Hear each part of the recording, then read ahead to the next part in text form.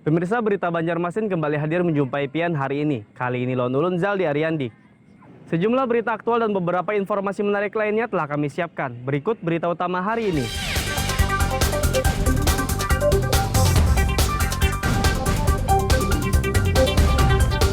Mencabuli anak tetangga, tukang cukur di Kabupaten Tapin ditangkap polisi.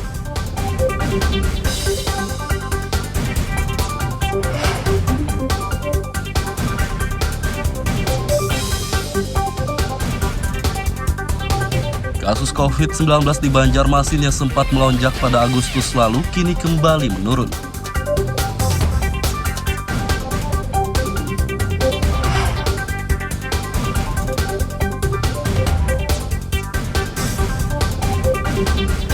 ...59 orang di Banjarmasin terindikasi penyakit HIV.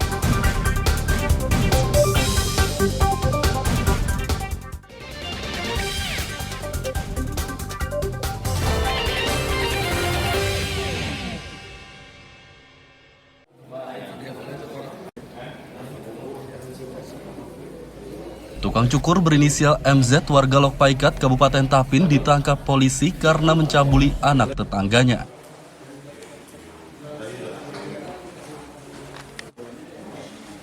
Pemuda berusia 24 tahun tersebut ditangkap Satreskrim Polres Tapin di tempat kerjanya belum lama ini.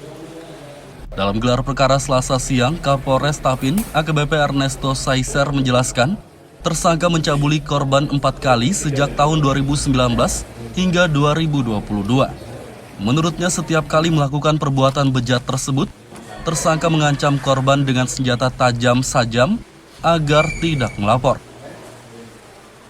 Kejadian ini dari hasil pemeriksaan anggota bahwa pelaku ini sudah melakukan kegiatannya itu, aksinya itu sejak tahun 2019 sampai tahun 2022. Jadi kalau terhitung itu sekitar 4 kali melakukan tindak pidana percabulan dan juga termasuk persetubuhan di bawah umur. Kemudian modusnya di saat waktu kosong, kebetulan antara tersangka dan korban ini satu kampung di daerah Lokpaikat sana. Pada waktu kosong pelaku mendatangi korban baik di rumah maupun di luar rumah. Jadi dia mengancam korban dengan sajam. Tersangka akan dikenai pasal 81 ayat 1 dan pasal 82 ayat 1 Undang-Undang Nomor 23 Tahun 2022 tentang Perlindungan Anak dengan ancaman 15 tahun penjara.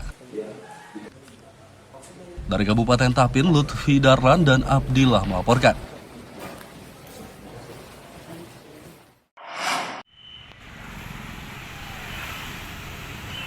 Sejumlah U-turn atau putaran U di kawasan Brigjen Hasan Basri, Banjarmasin Utara akan ditutup.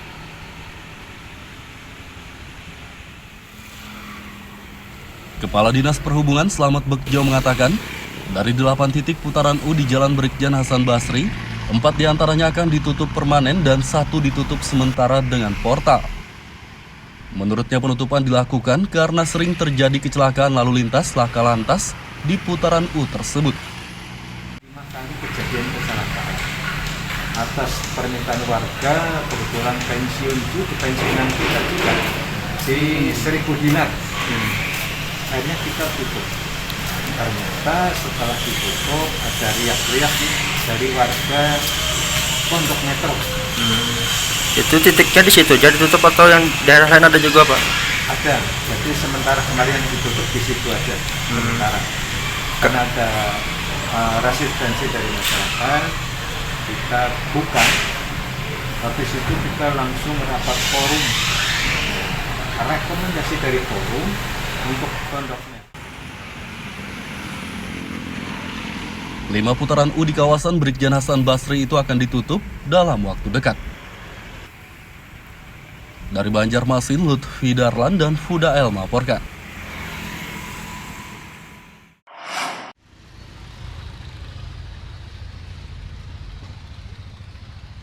Keamanan dan kenyamanan transportasi umum di Kalimantan Selatan akan ditingkatkan pemerintah setempat.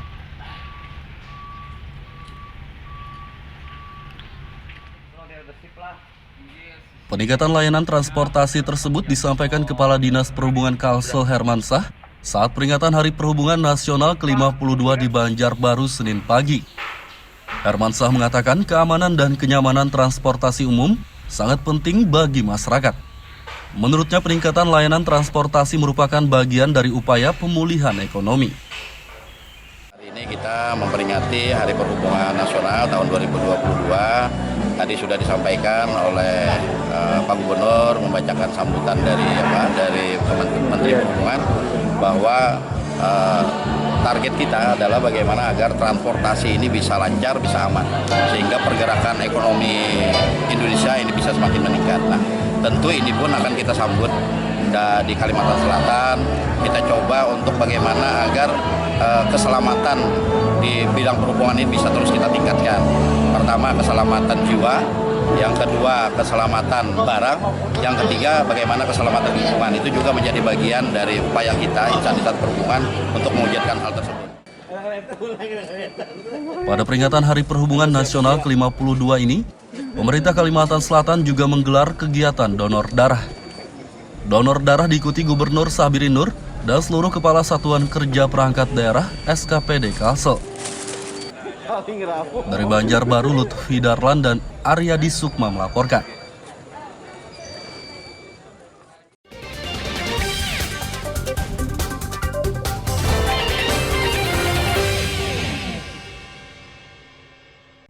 Pemirsa masih bersama kami dalam Habar Banjarmasin. Gasan pian yang hanyar bergabung, berikut Habar Banjarmasin utama hari ini.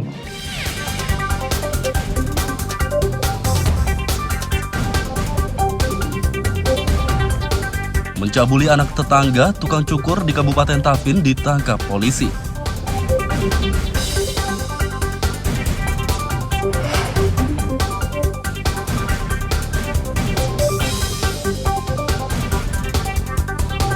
Kasus COVID-19 di Banjarmasin yang sempat melonjak pada Agustus lalu kini kembali menurun.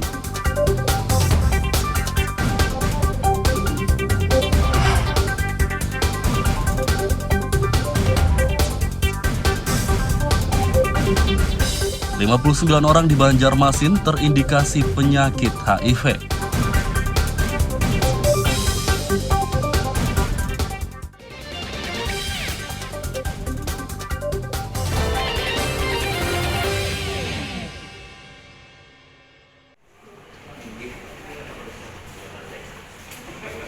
Kasus COVID-19 di Banjarmasin yang sempat melonjak pada Agustus lalu, kini kembali menurun.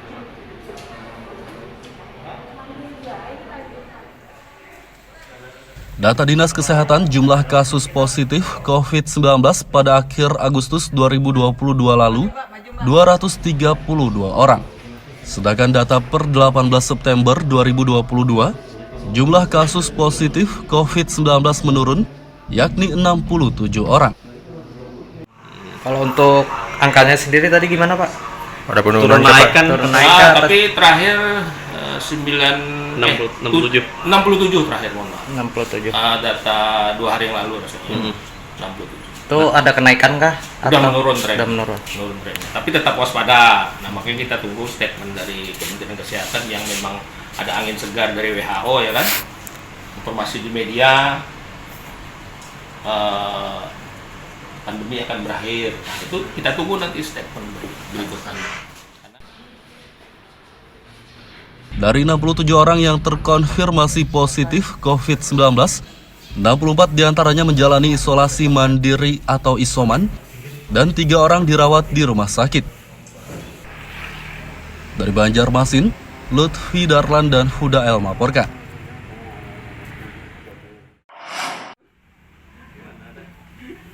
Warga Banua kah? Puluhan warga Banjarmasin terindikasi virus mematikan, yakni HIV.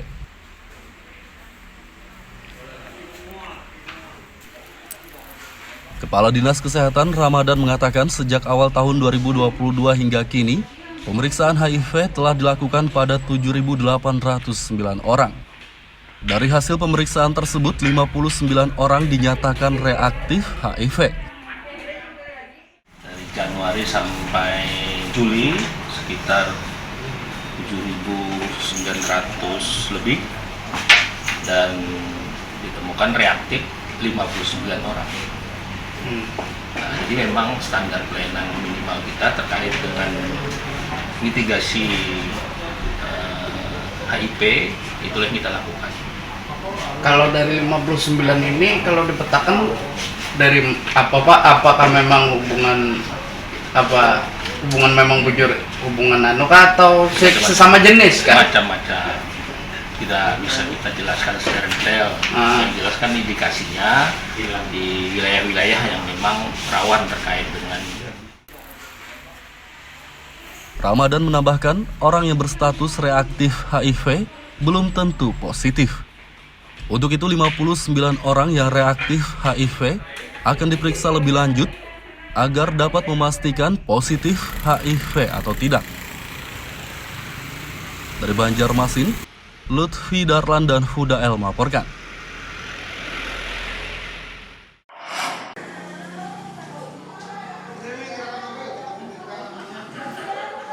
Pencegahan dan penanganan stunting di Kota Banjarmasin terus digencarkan pemerintah setempat.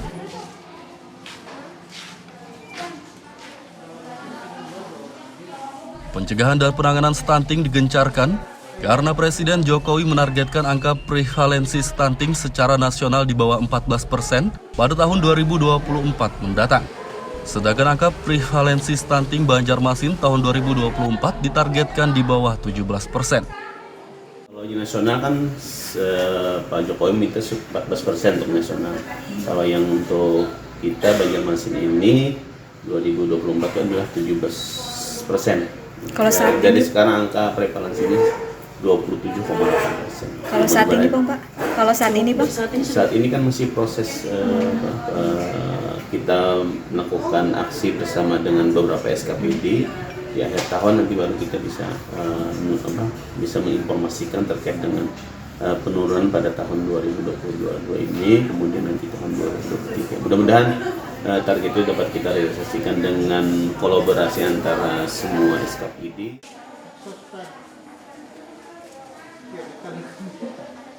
Saat ini angka prevalensi kasus stunting Banjarmasin 27,8%.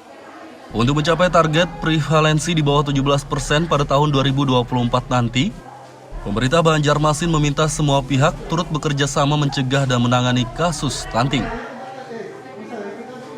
Dari Banjarmasin, Lutfi Darlan dan Huda El melaporkan.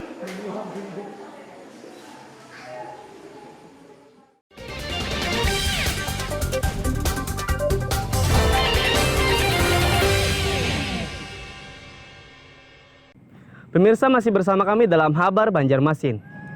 Gasan pian yang hanyar bergabung, berikut Habar Banjarmasin utama hari ini.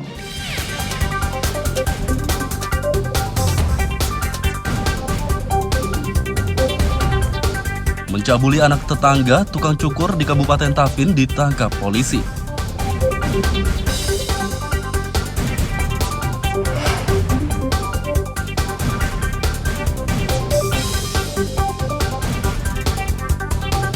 Kasus COVID-19 di Banjarmasin yang sempat melonjak pada Agustus lalu kini kembali menurun.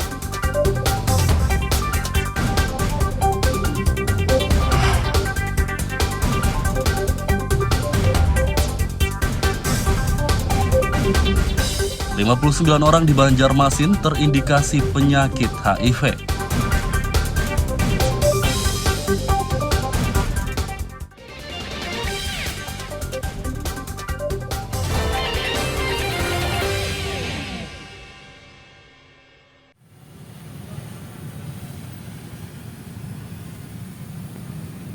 Prajurit TNI Kalimantan Selatan diperintahkan untuk mendukung pembangunan Ibu Kota Negara (IKN) di Penajam Pasir Utara, Kalimantan Timur.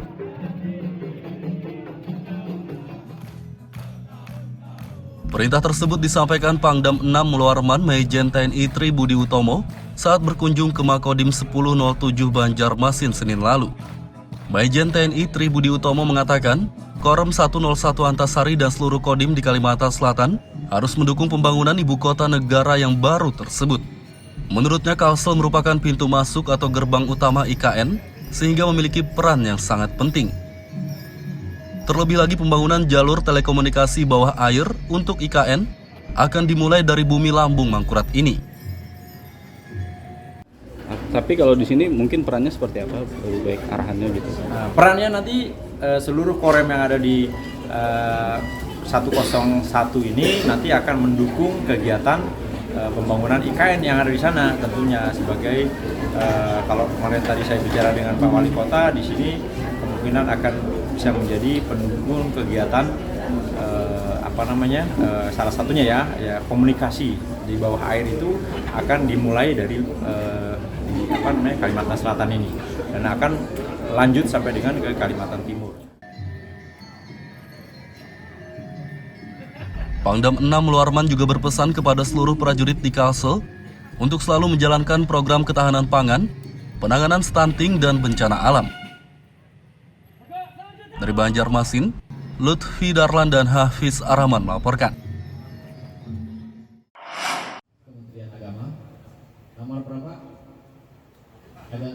Bangunan Masjid Al-Mutakin di Kompleks Mandiri 1 Sultan Adam, Banjarmasin Utara diperluas.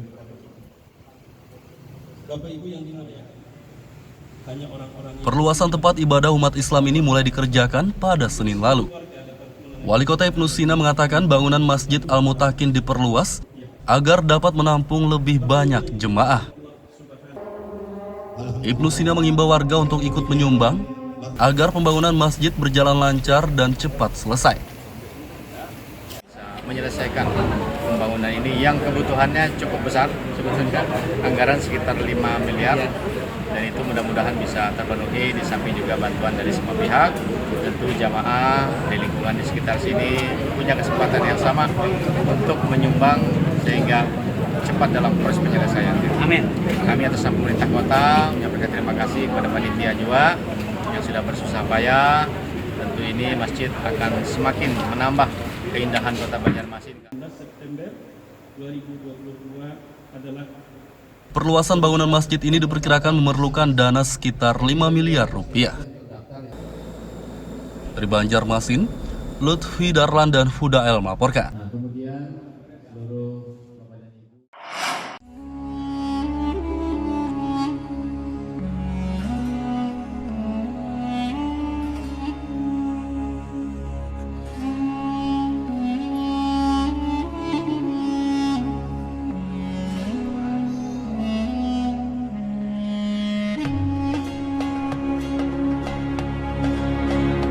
Ada satu makam unik di Kabupaten Tapin, Kalimantan Selatan yang kerap dikunjungi peziarah, baik lokal maupun luar daerah. Makam Datu Nuraya namanya.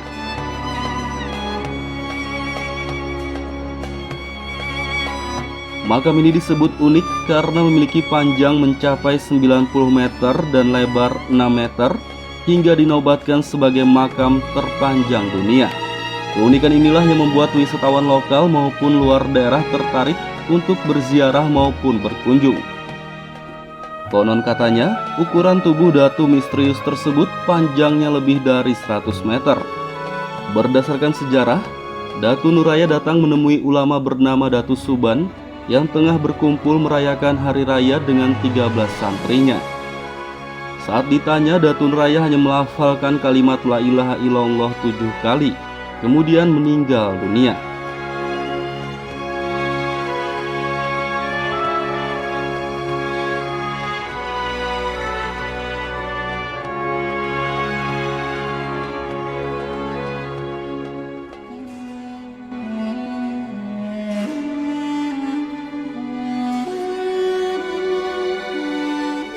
Datu Suban dan ke-13 santrinya sempat kebingungan karena merasa tidak sanggup mengangkat jenazah raksasa tersebut. Selain itu mereka juga tidak memiliki air untuk memandikannya karena sedang musim kemarau. Namun tiba-tiba saja hujan lebat turun dan tubuh Datu Nuraya dapat diangkat. Bahkan Datu Suban dan santrinya merasa jenazah tersebut ringan seperti kapas. Saat dimakamkan, tubuhnya ditekuk seperti huruf Hamzah karena liang yang digali tidak muat. Waktu angkat saya Pak besar tadi, paling angkat dengan dia. Karena ini lagi di kuburan, nama kubunya kan juga. Nah, yang sudah selesai kemana tadi? Yang Tuban kita akan membuat kitab, membuka kitab tadi sudah enak 7 hari. Yang 7 hari, dibuka kita tadi. Kemudian itu muncul Tuban, ya pengarnya makan tahu. Jadi dengarin dari riwayat karena datang hari raya meninggal hari dia.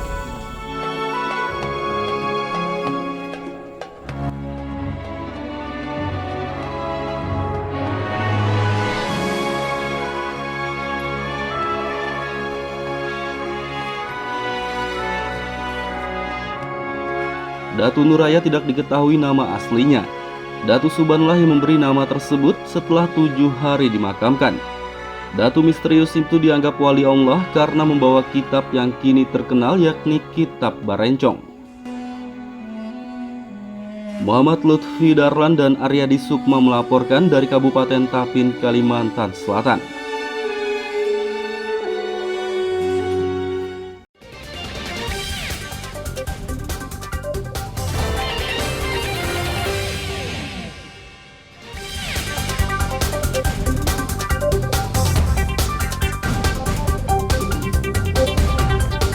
Mencabuli anak tetangga, tukang cukur di Kabupaten Tapin ditangkap polisi.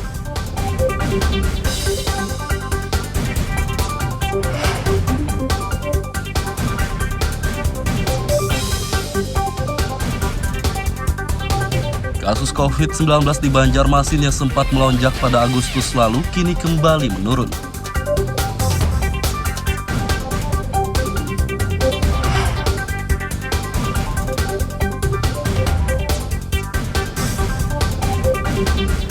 Lima 59 orang di Banjarmasin terindikasi penyakit HIV.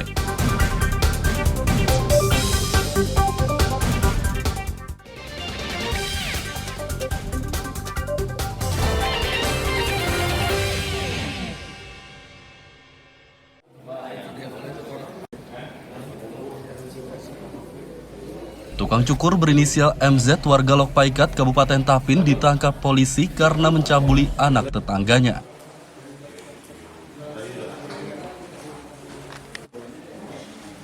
Pemuda berusia 24 tahun tersebut ditangkap Satreskrim Polres Tapin di tempat kerjanya belum lama ini. Dalam gelar perkara Selasa siang, Kapolres Tapin, AKBP Ernesto Saiser menjelaskan, tersangka mencabuli korban 4 kali sejak tahun 2019 hingga 2022. Menurutnya setiap kali melakukan perbuatan bejat tersebut, tersangka mengancam korban dengan senjata tajam sajam agar tidak melapor. Kejadian ini dari hasil pemeriksaan anggota bahwa pelaku ini sudah melakukan kegiatannya itu, aksinya itu sejak tahun 2019 sampai tahun 2022. Jadi kalau terhitung itu sekitar 4 kali melakukan tindak pidana pencabulan dan juga termasuk persetubuhan di bawah umur. Kemudian modusnya di saat waktu kosong, kebetulan antara tersangka dan korban ini satu kampung di daerah Lokpaikat sana. Pada waktu kosong pelaku mendatangi korban baik di rumah maupun di luar rumah. Jadi dia mengancam korban dengan sajam. Tersangka akan dikenai pasal 81 ayat 1 dan pasal 82 ayat 1 Undang-Undang Nomor 23 Tahun 2022 tentang Perlindungan Anak dengan ancaman 15 tahun penjara. Dari Kabupaten Tapin, Lutfi Darlan dan Abdillah melaporkan.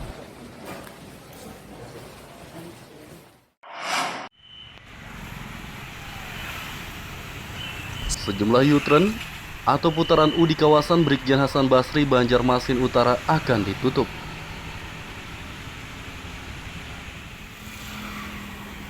Kepala Dinas Perhubungan Slamet Bekjo mengatakan, dari 8 titik putaran U di Jalan Brigjen Hasan Basri, 4 diantaranya akan ditutup permanen dan 1 ditutup sementara dengan portal. Menurutnya penutupan dilakukan karena sering terjadi kecelakaan lalu lintas laka lantas di putaran U tersebut. 5 kali kejadian kecelakaan. Atas permintaan warga, kebetulan pensiun itu di pensiunan kita juga di 1.000 dinar. akhirnya kita tutup. Ternyata setelah ditutup ada riak-riak dari warga Pondok Metro. Itu titiknya di situ jadi tutup atau yang daerah lain ada juga Pak? Ada, jadi sementara kemarin ditutup di situ aja sementara. Karena ada resistensi dari masyarakat, kita buka. Habis itu kita langsung rapat forum. Rekomendasi dari forum untuk Pondok Metro. 5 putaran U di kawasan Brigjen Hasan Basri itu akan ditutup dalam waktu dekat. Dari Banjarmasin, Lutfi Darlan dan Fuda El melaporkan.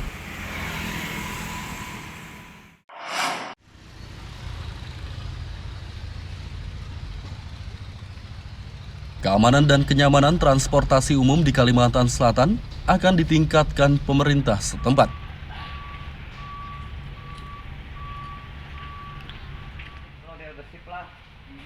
Peningkatan layanan transportasi tersebut disampaikan Kepala Dinas Perhubungan Kalsel Hermansah saat peringatan Hari Perhubungan Nasional ke-52 di Banjarbaru Senin pagi. Hermansah mengatakan keamanan dan kenyamanan transportasi umum sangat penting bagi masyarakat. Menurutnya peningkatan layanan transportasi merupakan bagian dari upaya pemulihan ekonomi. Hari ini kita memperingati Hari Perhubungan Nasional tahun 2022. Tadi sudah disampaikan oleh Pak Gubernur membacakan sambutan dari Menteri Perhubungan bahwa target kita adalah bagaimana agar transportasi ini bisa lancar, bisa aman, sehingga pergerakan ekonomi Indonesia ini bisa semakin meningkat. Nah, tentu ini pun akan kita sambut di Kalimantan Selatan. Kita coba untuk bagaimana agar keselamatan di bidang perhubungan ini bisa terus kita tingkatkan. Pertama, keselamatan jiwa. Yang kedua, keselamatan barang. Yang ketiga, bagaimana keselamatan lingkungan. Itu juga menjadi bagian dari upaya kita, instansi perhubungan, untuk mewujudkan hal tersebut. Pada peringatan Hari Perhubungan Nasional ke-52 ini, pemerintah Kalimantan Selatan juga menggelar kegiatan donor darah. Donor darah diikuti Gubernur Sabirin Nur dan seluruh Kepala Satuan Kerja Perangkat Daerah SKPD Kalsel. Dari Banjarbaru, Lutfi Darlan dan Aryadi Sukma melaporkan. Pemirsa, informasi tadi sekaligus menutup perjumpaan kita kali ini. Ulun Zaldi Ariandi, lawan buhan redaksi mengucapkan selamat beraktivitas, sampai jumpa.